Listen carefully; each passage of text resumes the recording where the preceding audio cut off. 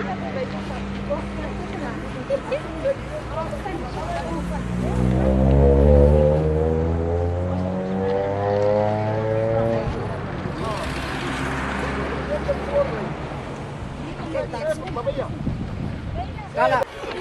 wil vandag weet wat is die waarheid. Ons wil vandag weet wat is die waarheid. Ons wil vandag weet wat is die waarheid.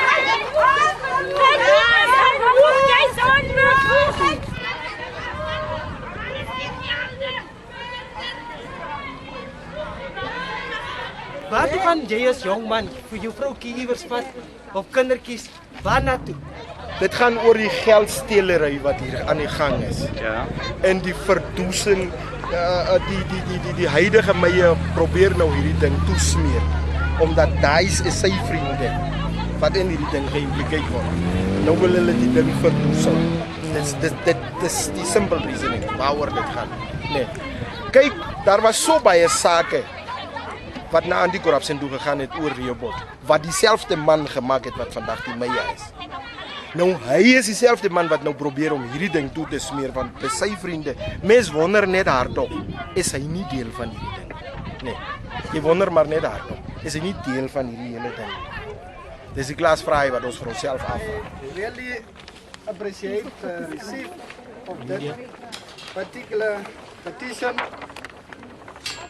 And what I could all tell you, there are some of the issues answering by us as councillors. There are some issues relating the party which will be sent to our superiors.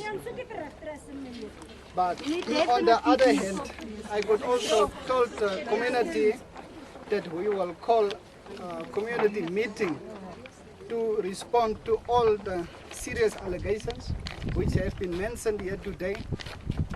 Some of the allegations would not be answered at the community meeting because definitely some of the allegations will end up in the court of law, while several claims will be made. Thank you very much. We don't want to hear anymore. We want answers. Atta,